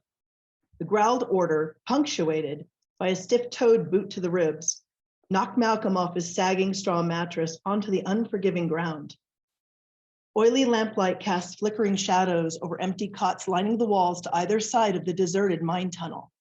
Looming over him, her fists planted firmly on one cocked hip, stood Morand. From this new vantage, the flat of his back, he enjoyed a perfect view of his tormentor's long, shapely legs, clad, unfortunately, in thick wool leggings. Still, a fine sight. His gaze took in every intriguing valley and peak along the way, it to meeting the glowering enmity of her narrowed green eyes, made his fingers itch to touch those silken strands. I said, get up. How was it possible for so sour a disposition to accompany so lovely a face? As Master Claiborne's whip, her job was to make sure everyone else did theirs. A formidable task, even for one as viciously committed to her duties as Morand. Malcolm, however, was of the opinion that she took her position far too seriously for one so young, so beautiful. Not that his opinion counted for much. At 13, he was one of the eldest of Claiborne's miners, an apt name for the gang of child thieves who occupied the abandoned mine tunnels, the highland city of Randoon. But he was also the newest, which meant that within the hierarchy of the gang, Malcolm ranked somewhere between piss and shit, as Morand so often reminded him. Though barely a year older, she treated him like a child, or an imbecile, or both, often both. Are you daft? Get your lazy ass up off that floor. I have a better idea. He patted the uneven ground beside him. Why don't you come down here? Morand's mouth fell open. Why, you horny little pissant. He answered her sputtering with a salacious grin, which won him yet another kick, this time aimed at his head, a blow he barely managed to dodge. Nimble as a stoat, Malcolm scrambled across the loose scree onto his feet and sprinted up the tunnel between the cots, packed as tightly as maggots in an open wound. Master Claiborne did not believe in wasting space. Before Malcolm reached the ladder at the base of the vertical shaft, Morand caught him. She spun him around and slammed him up against a support timber, her fist knotted in the front of his tunic. Fine dust sifted down, settled onto his blonde head. Half a foot taller and a good deal stronger, the whip held him easily. Listen, worm, I don't like you. I've never liked you, and I doubt I will ever like you. If you're not in position outside the Randamullen Theater by the time the play lets out, you're done, understood? When have I ever not been where I'm supposed to be? She raised an eyebrow. Need I recite a list other than last night's Other than last week's night market, the third you've missed in as many months. I've managed all the others. Those bewitching eyes of hers took on a feral sheen. Night markets only held once a month. He offered a simpering shrug. Foul weather? Not as I recall. Her voice was soft and sweet, deceptively so. And let's not forget your debacle at the Isle Day Carnival. That, he emphasized with a shake of his index finger, that was not my fault. Her smile, slow and sinister, was a terrifying sight. She leaned in, so close the warmth of her sweet breath caressed his cheek. Have you an answer for everything? Despite the pain he knew would inevitably follow, he allowed his gaze to linger on her parted lips. Sorry, what was the question? Miranda went utterly still. When the expected slap upside his head did not come, Malcolm met her eyes. They were wide and luminous, her expression, though not entirely inviting, softened. Malcolm had only kissed a girl once, or rather been kissed by a girl. The baker's daughter, who'd caught him sleeping in the alley outside of her father's shop, and for weeks after left food out for him every night. They had struck up a friendship of sorts, though Malcolm suspected her interest had more to do with the thrill of secrecy, of the perceived danger that her father might find out, rather than any true desire to help a stray mongrel such as himself. For Malcolm, it had been about the food. This time, as he weighed the ramifications of giving in to his impulse against the reward, the last thing on Malcolm's mind was his empty stomach. He dared ease closer. I see you've forgotten as well. With the suddenness of a snapped whip, every intimidating inch of her roused to violence. She cuffed him hard, then shoved him away. Get to work. Never one to loiter in harm's way, Malcolm scurried up the ladder. He paused beyond Moran's reach and offered a lopsided grin. Aren't you coming? Wouldn't want to be late, would you? With a glare that promised another beating should she manage to catch him, she swung up onto the rungs and followed. Thank you, Michelle. It's good to hear a different genre too. Our president-elect is next up with his excerpt from volume 2, chapter 1 of Benny Goldfarb, Private Eye. Howard, you're on. Okay, well, thank you. Let me find that.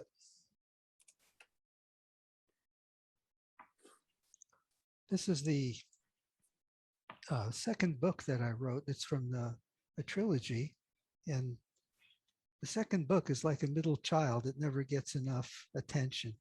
So I thought I'd read the first chapter. And when I wrote the Benny Goldfarb series, I named every chapter. And as a new novelist, I felt that it gave me a sense of direction in my chapters. The first chapter is called Stung. Nobody likes getting ripped off, especially to the tune of $3.5 million. Furlong Financial, a private bank, specialized in loans on thoroughbred racehorses. 4 horses pledged as collateral by a syndicate were imposters. When the loan defaulted, Furlong was left with ownership of 4 mounts of unknown breeding and track performance. Tom Reynolds, the firm's president, wanted me to retrieve the money. He was willing to pay my 10% recovery fee plus expenses. A Santa Anita Park guard stopped me as I entered the luxury box section reserved for owners. Can I help you, sir? Benny Goldfarb, I'm meeting Tom Reynolds. He's expecting you. His box is straight ahead, the 5th one on the left. Reynolds rose from his seat as I approached. He looked about 65, 6 feet tall, and had a full head of silver gray hair. He studied me closely, making the assessment that someone experienced in deal making would do as a matter of course. Nice to meet you, Benny. Call me Tom. He offered his right hand and an engaging smile. He wore the accoutrements of success, the gold Rolex, cashmere sports jacket, black Bruno Magli loafers with tan lacing, and as a concession to informality, ordinary khakis. Please have a seat. Can I pour you a drink? We have some delicious watermelon sangria. A cup of coffee would be great. Reynolds asked the waitress to bring my coffee. I didn't want to reject his hospitality, but I preferred a clear head when interviewing a client. Can you fill me in on what we're dealing with here? I've never seen anything like this, and I've been in this business more than 30 years. An Argentine group came to us for financing on 4 horses. We checked their company assets. The horses were registered with the Jockey Club and tattooed. Everything appeared in good order. The owners wanted to race the US circuit and needed money for training, stables, and transportation. Since we didn't have a long-standing relationship, we asked for a pledge of collateral. They gave us title to the horses and their ranch outside of Buenos Aires. As he told the story, his brow furrowed and his lips stiffened. It sounds like you were careful. Not careful enough. The tattoo numbers inside the horse's upper lips were taken from deceased animals. The documents for the ranch in Argentina were forged. We had a real estate attorney in Buenos Aires investigate the property before we approved the loan. It looks like he was paid off. Reynolds paused to drink from his glass of sangria. He loosened his shirt collar as if it were too tight and sighed. Why me? I asked. I was happy to have the business, but I like to know why clients hired me. The police aren't getting anywhere with this. I don't want to throw money down a rat hole by using someone I don't know in Argentina. You have a reputation for being willing to travel to get the job done. My Jewish attorney knows about you and suggested I call you. You'll have to give me his name so I can send him a gift for Hanukkah. Don't be so sensitive. I trust him. If he thinks you're okay, so do I. Thanks for your vote of confidence. I'll take the case on the condition that you agree to introduce me to the people I need to speak with. It's a deal. He stood up without waiting for me to finish my coffee. Let me know whatever else I can do. You don't mind if I finish my coffee, do you? This man was obviously accustomed to dismissing people. I didn't like being dismissed. I deliberately took my time emptying my cup. He got the message, acknowledging my meaning with a grin. You don't take any crap, do you? Do you? I think you're a match for these scoundrels. I apologize for my rudeness. Apology accepted. I stood, shook his hand, and walked to the parking lot. The paperwork provided by Furlong included copies of the loan form, an appraisal report, photographs of 4 horses, numbers from the tattoo registry, the wire transfer, passports, and a police report. I presumed the identities were bogus. The photographs on the passports, however, were probably right on. Every person and animal entering the country legally gets eyeballed by customs and immigration. Annie, I hope you like horses, I said to my trusted assistant, passing her on the way to my office. We have a horse case. I'll be right in. She picked up her notepad. Here's what I need. 1, call Furlong and ask where the loan signing took place. Find out where everyone sat and what they touched. I'm looking for traces of DNA or prints. 2, ask if anyone there has any idea when the Argentines arrived. I might be able to access info on a customs landing form. 3, get information on the lawyer they hired in Buenos Aires. And 4, check the larger hotels in Pasadena, Arcadia, and downtown Los Angeles. Tell them you're looking for your relatives from Argentina. See what shakes out. You got it. Annie kept detailed computerized records of each case and its progression. When we filled in the map with what we knew, we would make clear what we didn't. Somewhere during the process, the criminal's mistakes would come to the surface. Experience taught me that no matter what we learned in our preliminary investigation, we would have to face the wolves in their den. Thank you, Howard. We're looking forward to more of Benny Goldfarb.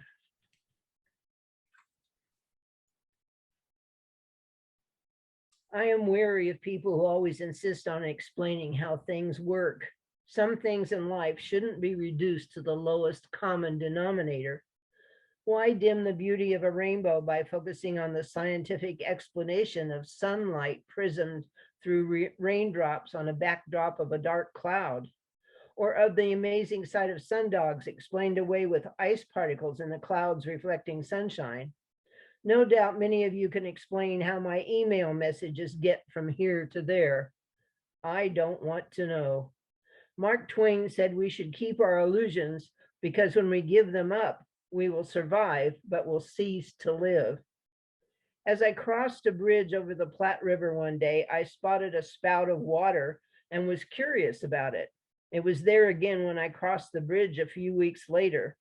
I laughed to my sister that we had our own Loch Ness monster, even going so far as to name it Cassie. Being of a much more analytical mind than I, she discovered the spout was caused by the back flushing of the sewage treatment plant as it emptied into the river. I do not feel we are particularly enriched by knowing all the whys in our lives. Enjoy details of life simply for the richness they add to your existence. Never cease to be awed and appreciative of rainbows, and leave me my illusions. I still mourn for Cassie. Our final submission today is by Sandy Hubbard, and I think it's something that we can all relate to. Sandy?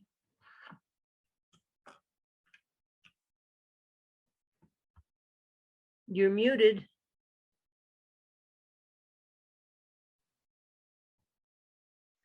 This is about my darker side. It's an addiction. My addiction started innocently enough in childhood with a simple C-spot run. What would Dick and Jane do next? First, those school books were free and everybody was doing it. I progressed to fairy tales, comic books, movie magazines, the Sunday funnies. All too soon, I skidded into the hardcore stuff, hardback books. My incessant need to find out what happens next consumed me. I was hooked. I read leaning against trunks of shade trees. I read lying on a blanket in the sunshine. I read with a flashlight under the covers until I finished the book. When I enrolled in college, I majored in literature to cover my compulsion. I told others, yeah, I have to read this for a class. When I didn't have a book, I felt anxious. Then the shallow breathing and cold sweats began. I worried where my next book was coming from. If I had to wait any place for longer than 3 seconds, I needed a book. When money was scarce, I resorted to the library, but they expected me to return the books and frowned on highlighting, notes in the margins, or folded page corners. I needed to consume my books. When I read it all. Front and back covers, dedications, prefaces, acknowledgments, tables of content, and in my darker moments, appendices and glossaries. I read anything placed in front of me, including advertisements, the backs of cereal boxes, soup labels. I did draw the line at reading directions. I told myself I could stop anytime. My lowest point was pushing my habit off onto my children. First, I enticed them by reading to them. Then, when they learned to read themselves, I progressed to bedtime threats. You can either read for 30 minutes or it's lights out and you can go to sleep. I knew this was an insidious pseudo choice. Nothing was sacred. I gave them books for their birthdays and Christmas presents. Because I liked choices, I carried around bags of books. My spine began curving under the weight. Then Kindle and ebooks rescued me. Then I could carry hundreds of books with no one the wiser. No more donning disguises to cover my many trips to Barnes and Noble. I ordered ebooks from Amazon and received them in a minute. I love instant gratification. Then I discovered many of the classics were free. Eventually, I had to buy a second Kindle. I finally admitted I had a problem. I'm better now. I'm reading books on recovery. Thank you, Sandy. Apparently, we have one more reader that I didn't receive Genoa's submission, but if you would like to go ahead, Genoa, we'll finish with you. Genoa? Oh, hello. Yeah, I'm sorry. I sent it on the 19th and I showed that it didn't show unsent. So I checked, it didn't show unsent. So I'm assuming that it went through, but that's okay. I apologize. I didn't receive it, but go ahead. Okay, this is an excerpt from one of the books, short stories in my anthology.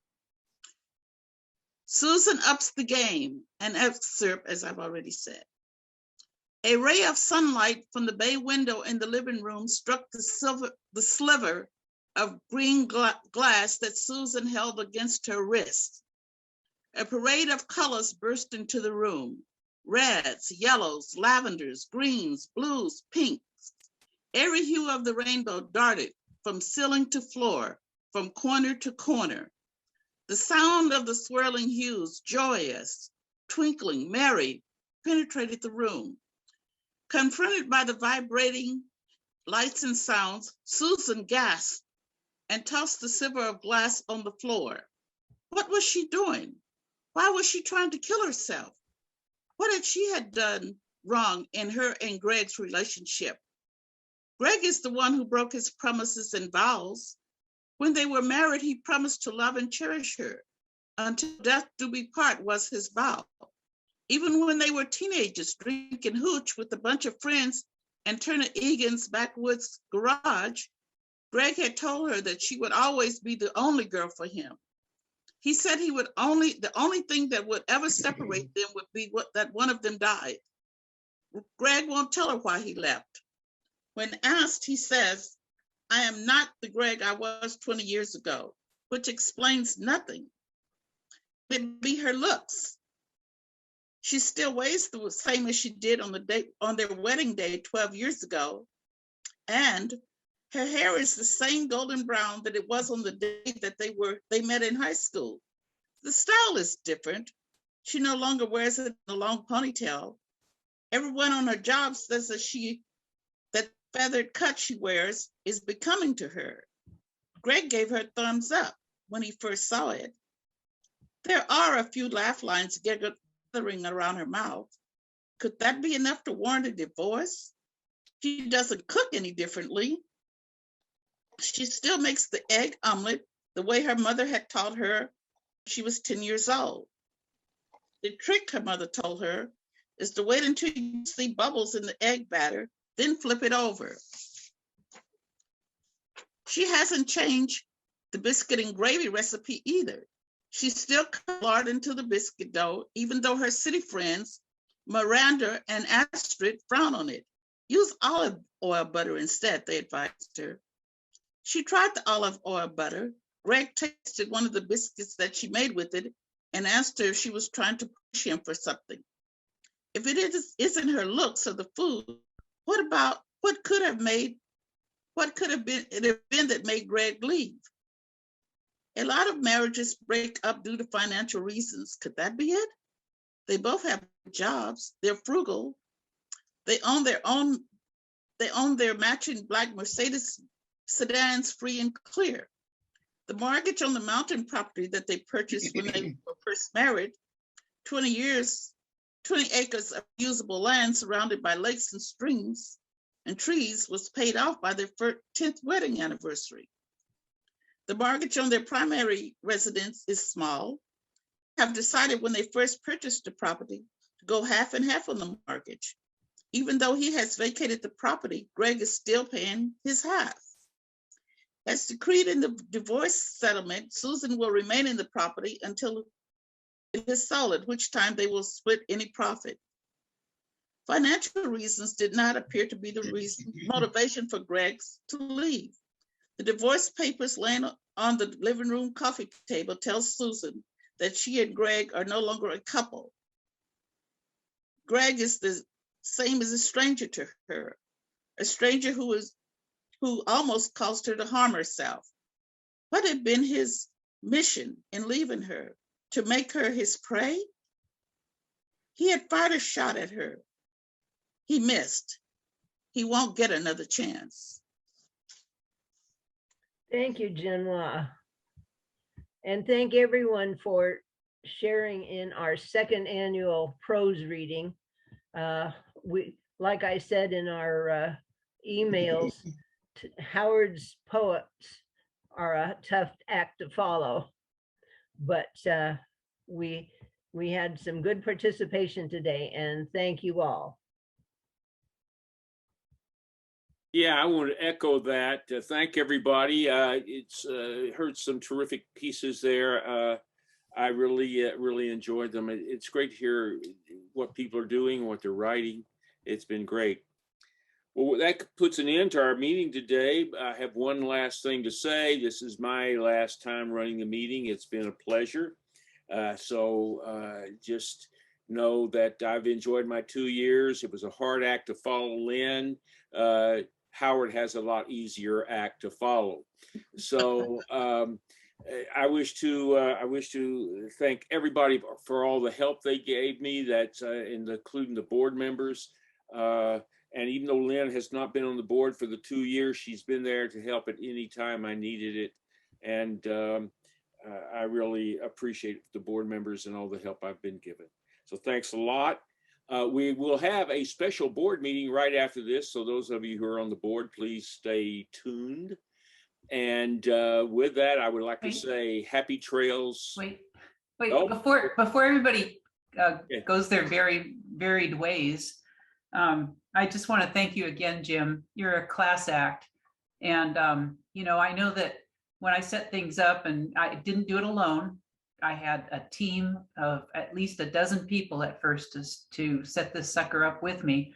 I know that I was a fuss budget and that it was intimidating to come along and take over the job of the president, but you did. And you did it with such grace and such kindness and such generosity of spirit that it touches me that you are leaving that job. I wish you could do it forever, but you are a real class act, and I appreciate your kindness. Well, thank you very much, Lynn, for those kind words. I feel I'm leaving it in great hands with Howard. Yes, definitely. So, yeah. So with that, like I said, once again, happy trails. Wait, one last thing. Yes. I believe we are overlooking the contributions of our treasurer. Oh, yes. I'd like to thank Joe, who's also leaving office with me. We came in together. We're going out together. Joe has been a great help. And it's just, I hate parting. It's sweet sorrow, but both Joe and I must move on to other things. Yes, and I know you're filled with regrets, JoLynne. But I want to thank you too, because you helped me see the holes that had been left in the treasurer's, position. Our previous treasurer, Marge Charlier, did such a great job, but I had failed to leave some systems in place, and she just sailed over them and didn't blink really. But then you shared with me that we needed to really revise and upgrade some systems and to look at some of the ways we were doing things. And that was a hurdle for you to get across, but you carried the whole guild across those hurdles with you. And so thanks for doing yeoman's work and for alerting us to what needs to improve. And I know that with your contributions, we will go forward in the future, and Jessica will do a great job, and it's going to be a bright future ahead. Thanks to your contributions. Thank you for the kind words. And Jessica, Lynn is an excellent resource if you run into any problems whatsoever. Oh, did I mention I'm going on a 3-year cruise? Great, yeah, thank you. No, it's going to be fun working with you, Jessica.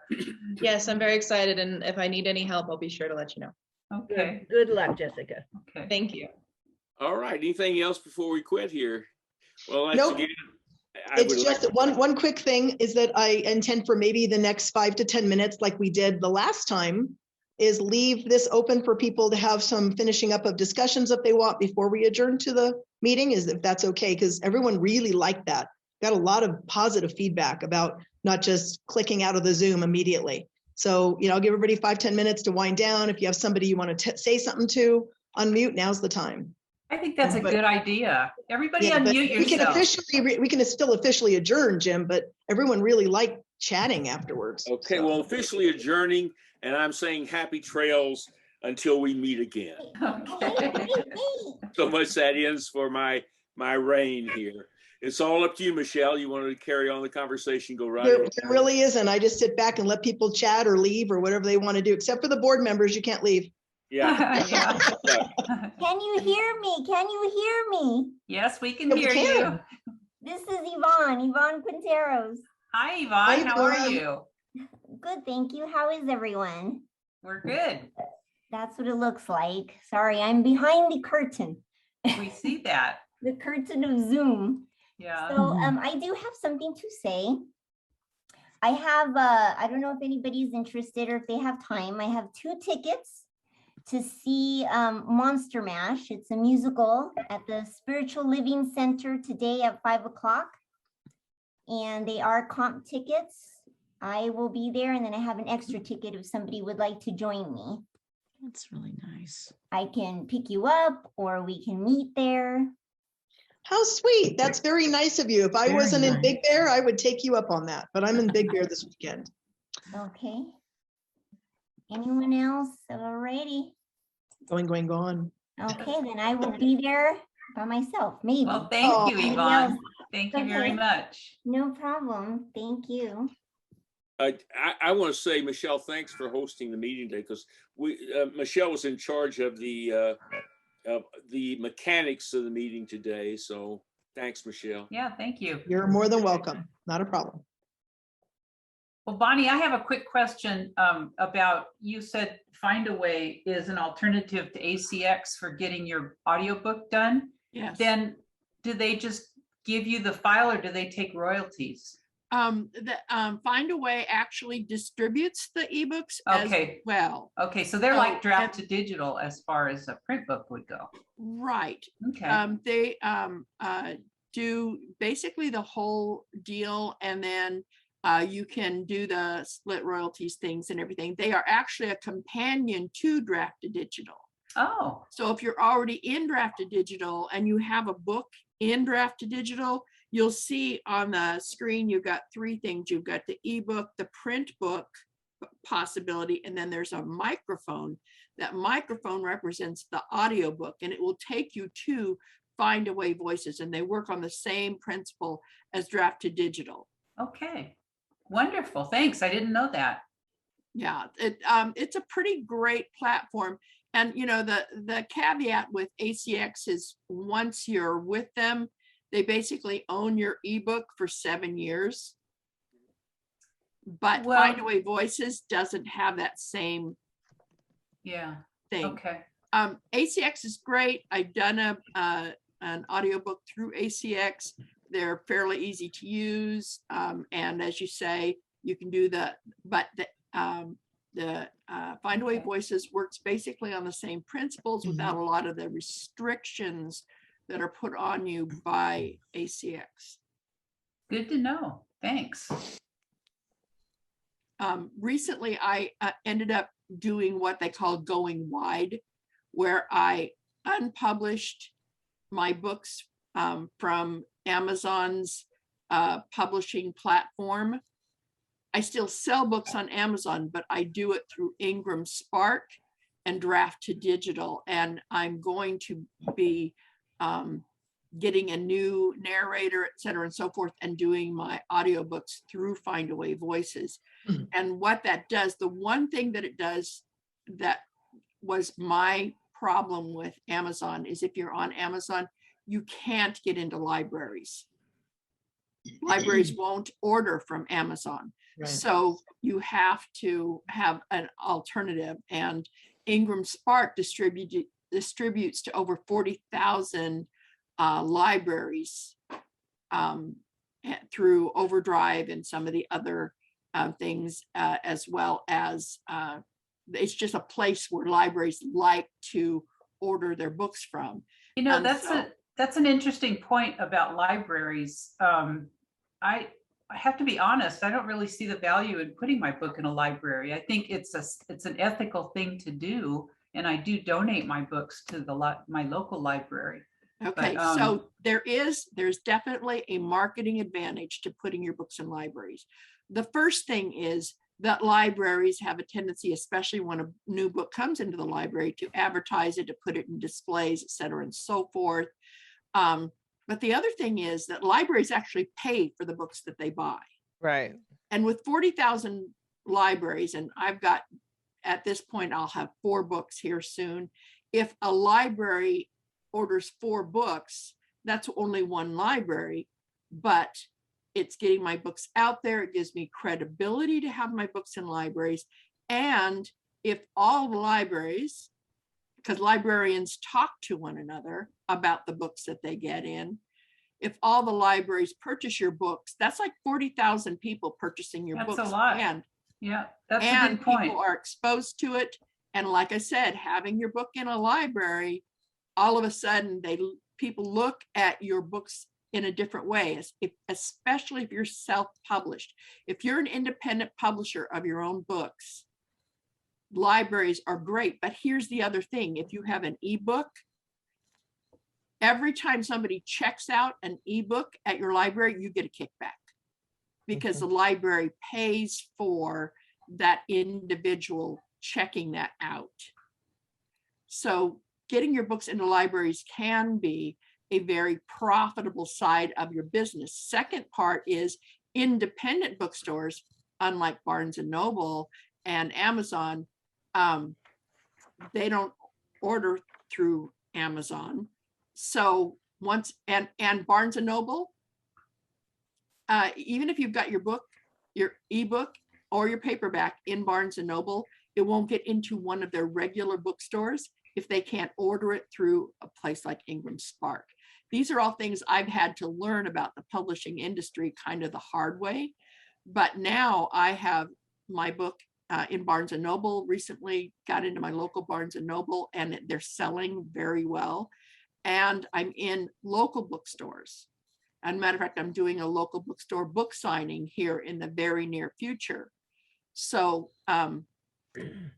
Amazon and ACX, they're great publishing platforms, especially when you're just starting out, but you might consider the idea of going wide with your books because it gives you so many more options to talk to people who normally wouldn't even hear about your books. And then the other thing about libraries is I've offered to, like recently I did for the Salinas Library, the Salinas Public Library, I did an author talk virtually. And when you can get involved with libraries like that, I'm also running, because they liked my author talk so well, they're having me run their NaNoWriMo program for their library this year. I'm kind of the moderator for that group that's meeting once a week. And then starting the first of the year, I'm going to be doing writing workshops for Salinas Public Library. But the thing is they have people coming in from other places besides their local area. It just spreads the word. And so getting engaged and involved as an author with your fans or potential fans, I also offer to do it, author talks, virtual author talks for schools, colleges, book clubs, that sort of thing. Well, that's really helpful. That is, you are really a busy person. I'm just wondering, Karen, you had said something about Draft to Digital, and I thought I heard you say something about doing audiobooks. Did you consider doing audiobooks through Draft to Digital? I did not at the time. I don't know if I wasn't aware or if somebody else had done ACX or if somebody mentioned, I think I know what it was. One of our speakers mentioned ACX. And so I just went with them. Oh, Right. that's what. And they're that not was so terrible. motivating. Yeah. Okay, they're No, not but terrible. no, but then after I did the first ones, one of our speakers said, "Stay away from ACX, they're bad news." But that was the guy whose business went under. So who do you believe? You know?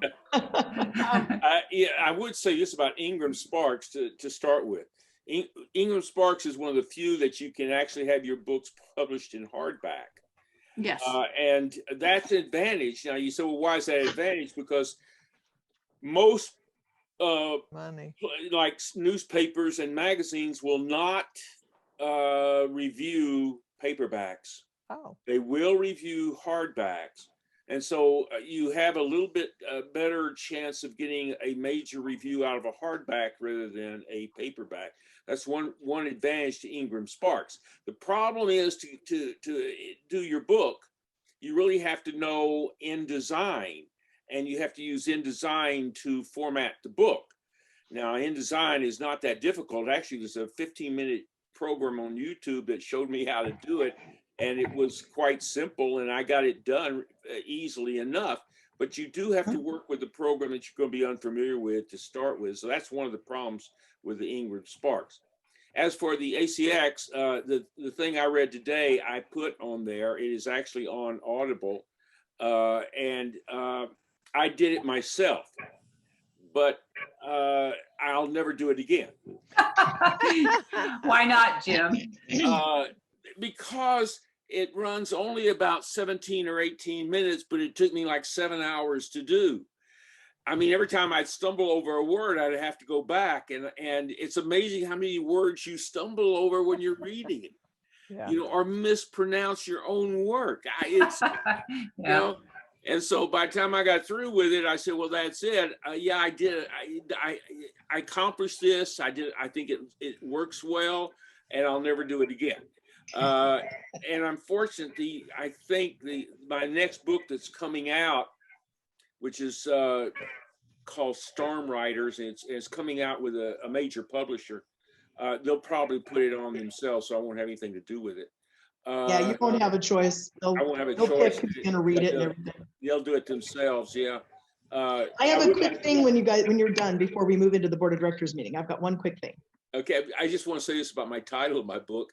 After I made the title, they asked me the title. I said, well, I'm going with Storm Rider. And it turns out there's about 5 books called that, and there's a movie called that.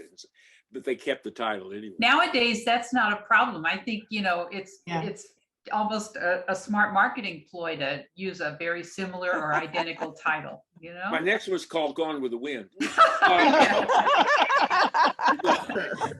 Anyway, okay, Michelle. This is almost more for Jim's benefit and maybe Bonnie's than anyone else in the room. My daughter bought me a gift yesterday at Barnes & Noble. I put in the chat that she came up to Big Bear for 2 nights with 6 physical books and a Kindle. So she can relate to Sandy very, very well. But she went to Barnes & Noble's yesterday before she came up to Big Bear, and she bought me this.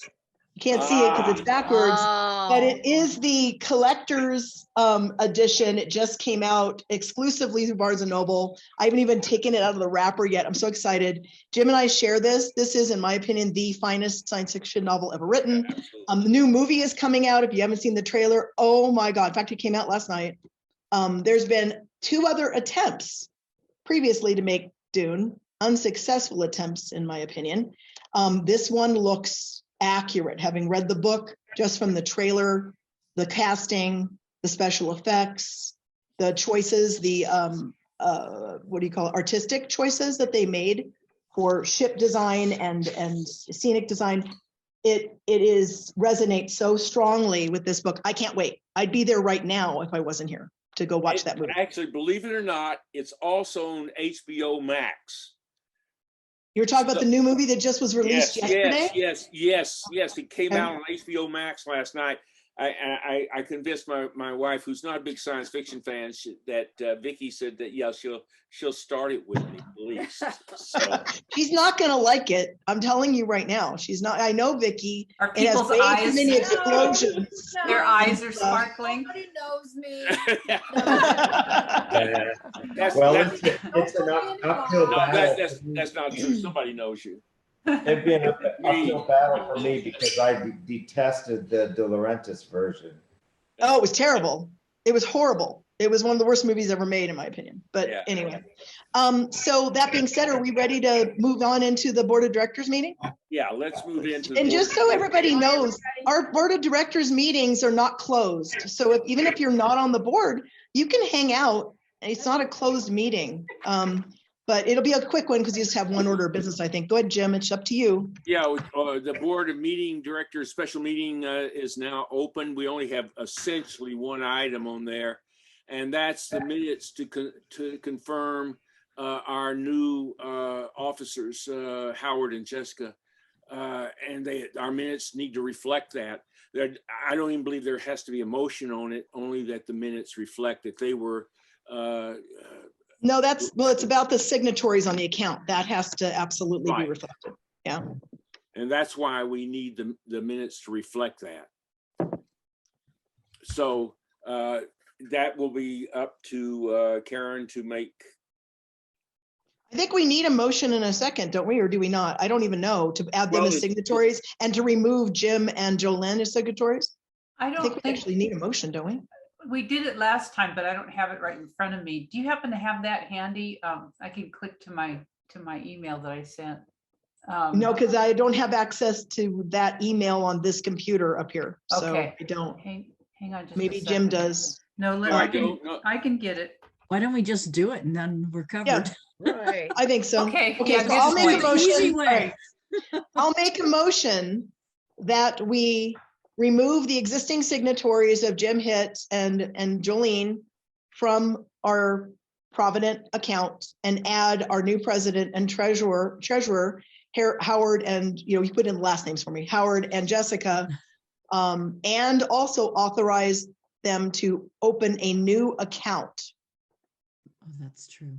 Do they have to open a new one? I'm just Yes. curious. The other one is we're not be using the same account at all. It'll be a brand new account because they froze it. And I second the motion. All right. We have a first and a second. All those in favor say aye. Aye. Aye. It's passed. I put down new business. If anybody else has any last item that you would like to discuss or anything, I can't think of any myself. Howard. Howard does. Well, I need a copy of the minutes to sign at the bank. Yeah, and you and Jessica should probably go together. Yeah. You should arrange to go together because you're both going to need to be there to sign. Jessica already has an account at Provident. They know her by first name when she walks in the door, so it should be pretty easy. But yeah, you'll need the minutes. So as soon as we can get those out and approved, the better. Okay, is there a particular branch or does it matter? It's at the corner of Girard and Florida is the Provident branch. Okay, yeah, that's their main one. There's only one in town as far as I know. No, there are two. And I would go with you, but I'm not sure I can physically right now. I don't think you need to, Jim. I don't. With I the don't minutes. remember. Well, the last time we did it, Lynn was there. Well, that's we're because she's a micromanager and this is her baby. Yeah, but I understand that. You should too, Michelle. So we should all go. Well, let's all have a party. We'll make a day out of it. Send me a taco. Don't go until after the 1st. Yeah. Yeah, because it's no good until after the 1st anyway. But then then we can do it. I'm not so sure. I'm not so sure we can't go before the 1st. They don't take over as president and vice president. Right now, we have no way to pay bills or transfer money. You know what? Nothing. Actually, I wonder if they care who we authorize to be on the account. They don't. They don't. Okay. It isn't our bylaws say it has to be the president and treasurer. We could also make a motion that for expediency when it comes to the account that we instate them immediately as president and treasurer rather than waiting till November 1st. I suppose we could do that as an emergency measure since we have no I think that's funds a good covered. idea. I think that's a good idea. Joe, do we have outstanding bills that need to be paid right now? Not yet.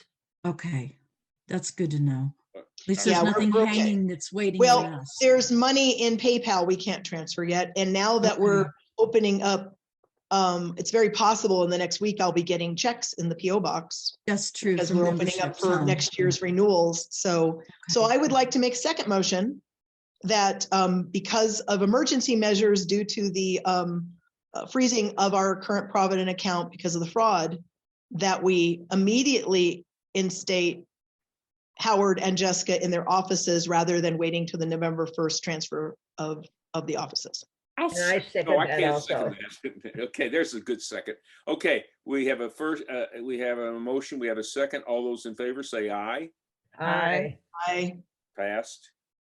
Okay, then that means you're it, Howard. By the way, the next meeting that you'll be calling will be, we meet the second Tuesday in every other month, starting in November.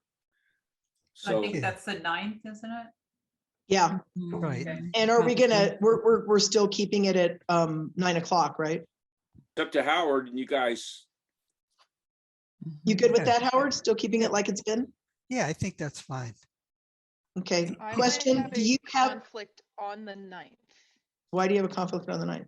On the 9th specifically, I have a performance that day, but I'm not sure yet. So I'll let you know. But I might be able to pop in the morning. That's like the one day that I couldn't do, but Tuesday. Typically, what we do in the at the November meeting is we talk about the year ahead, and we talk about possible speakers and what we want to do with programs is really more what we do, because then we don't have any more general meetings until the end of January, and We've got it. At this meeting, though, we have to put in place our January and February general membership meetings. So it is an important, actually, in a lot of ways, it's like one of the most important meetings. if it's in the morning at 9 a.m., I can do it. We Good, don't it is have, at 9 a.m. We don't have Then any. We don't have any speakers slated for January, February yet, do we? No. Not yet. Michelle, you have somebody who you were recommending for this coming year.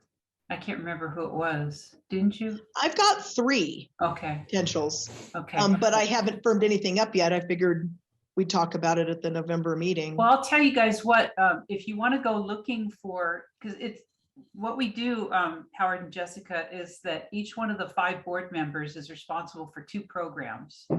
And so instead of us having a vice president in charge of programs, we're all the vice president in charge of programs, because that way you only have to do 2. And if somebody who's not a director comes up with a good idea, that's good too. Mainly the idea is to try and balance it between craft and business is kind of what we've done. And then we have some set things that we always do. But here's what I do to sort of look for ideas around the internet and stuff, is like to go to the other writing groups and see what kind of programs they've had. Yeah. Now that we're on Zoom so much, it's pretty easy to get speakers. You can have somebody, be our visitor from New York City, and they never have to leave their cozy penthouse overlooking Central Park. Well, we haven't had anybody like that yet, but hope Or you springs could get eternal. somebody from Nashville who's about to go under. That's right. That's right. You could get that guy. But anyway, all right, Tim. Look, in reality, the 2 plus everybody get 2 is really not true anymore, because we have 2 days. We have. well, that's true. We have some set things. That We do. have 2 set things now. They have the Right. poetry and the prose. So in reality, instead of looking for 10, we're only looking for 8. Mhm. So Right. there's only 8 that we have to worry about, so that makes it a little easier. Right. But like going to the Southern California Writers Conference, for example, they've got all their programs for last year, the year before, whatever, what they're doing this year. It's easy Right. enough to find out who their speakers are going to be or have been, and Right. see what they talk about. And, maybe they would be a possibility. So what's really good at the November 9th meeting is even if you're not completely 100% sold on a recommendation, just bring some suggestions so we can brainstorm. Yeah. And Lynette, I wanted to mention, you've plugged yourself in, especially to the children's market in Montana so quickly up there. I know you've got to have at least one speaker on the children's market. Don't you have a publisher now that you're in dialogue with that does children's? I actually do, and she's targeting middle grade. And See, that would be a great speaker, and Yeah. well, we could have And then her. I Maybe you could talk to her. Yeah, and I have the gal that was doing magical realism that said that she'd be open to doing a Zoom in this coming year because There she's you in go. like Washington or Oregon. Synergy. I love it. Yeah, cool. Okay. I'll deliver the old treasurer's records to your mom on Wednesday. Okay. Okay, Anybody- Jessica. You know, I just had a crazy thought. You can all tell me I'm crazy when I get done with it. Can we tell you that you're crazy ahead I'll of just tell you now. I always say when I come up with an idea, all my friends run off in all directions. No, I was just thinking, you know, with the wonder of technology, if we couldn't get a speaker, we will, but if we couldn't, we can even, I think you could play different things from YouTube that are wonderful that have come through teachings from various conferences. Just a thought. Yeah, Well, you could, in but a- somebody in would a have to app- put it together. In an absolute emergency, like are we, you know, a day before a speaker was supposed to speak and suddenly they said, I came down with COVID and I can't be there, or I'm, you know, whatever, broke my leg or whatever, then we could maybe use that as an alternate. But that is a heck of a thought, though, It's you a know? good idea. Because it would almost like, it's like almost like a book club kind of thing where you look at a presentation and then you talk about a common issue, you know, that's Although it Right. might be wise to take one of our members and say, you're our substitute if something happens. So you may need to be ready. That way we have somebody to go right away. I don't know. It's the problem with the YouTubes. I don't know if they're copyrighted, whether we'd run into some problems that way. Now, No, maybe not. I don't know. no, because we're not doing it for profit. We're not putting it out there and charging people to see it. and there's a share button right on them. Yeah, that's Yeah. true. Yeah, there is. It was just, just a Yeah, thought. That's a thing good about- idea. I said no And- for it, sure. In a pinch and a day's notice, I could always revisit one of my two, like my creativity. Creativity. Oh my God, that was a good one. It was I'm fun. still dining out on that one. Yeah, I know you are. That's cool. The thing about the video is, I think one of the most valuable parts of a speaker is the ability to ask in-person questions. Right. And get those little details ironed out. I've watched the YouTube videos and some of them are very interesting, but you can't ask them. And sometimes they paint with a broad brush and, you know, they are the star and they're not going to give you sometimes the intimate detail that made something work. And, but when you have somebody before you and you can ask them directly, well, how did you do that? That's great. Yeah, but you also raised a thought in my mind that if you saw a video that you liked and you contacted the speaker and asked if they would talk about their video in a That's meeting good and be too. our speaker. Good idea. Yeah. Great idea. Synergy. So I we love probably it. should reflect in the minutes that we had an open discussion regarding next year's calendar. You might as well. And I just That want to comes ask under new items. I just want to ask Jessica, who's a busy actress, to contact me when the minutes are available so that we can schedule a time at her convenience. Yeah, I'll let you know. And Okay. do you want me to? I can send you my phone number or get it to you somehow. Okay. Okay, does anybody have any last thoughts? If not, then I think it's No, well, real quick, Yvonne, is it Ivani or Yvonne? I'm not sure how to pronounce her name. Yvonne. Yvonne, there she is. She had some questions. She said that she could be a speaker depending on what time. And anyway, so we can discuss a little more of that. And I'll message you directly. Can you put your something in the chat for me so I can contact you? Sure. Okay. Perfect. And I'm so glad you sat in. And I hope it was clear. I messaged you back privately when you asked about voting. Yeah, and this is a special board of directors meeting, so only the 5 directors have voting ability. But it was a little late. I know I didn't see it early, but Okay, no problem. so glad you're interested enough to hang around during the directors meeting. Thank you. I have one more Thank you. question. I have a Yeah, question. Howard. Is the president a member of the board? Does the president vote on anything? Yes. Yes. Yeah. Okay. Yeah, they are. I'm not voting because I'm just an advisor as the webmaster. But I sit in on all the meetings, but I don't make motions or vote, but the president does. And Ellen will sit in occasionally. Ellen also, Ellen Wolf, yeah. Sometimes Cheryl. So we often have, we have kind of a pool of advisors. And if anyone's interested, in fact, we should probably make that announcement at the next general membership meeting. Yeah. Anyone who is interested in sitting on the board of directors meetings, let us know so we can include you with the links and stuff, because it's always been open. Just, most people don't come because it's boring and, Well, in the past, they haven't come because they had to physically go to somebody's house. Right. Which is, that can be intimidating, but this is nothing. This is easy. And Michelle, I resent that. Our meetings are never boring. Well, there is that. Not with this group of people. It can't be possible. All right. All right, everybody. Thank you. Once again, it's my last meeting as president here. My very absolute, positively last meeting. I thank you once again for all your help and everything. Thanks a lot. I really appreciate it. So goodbye, everybody. See you soon. Okay. Bye. Bye. Bye. Bye.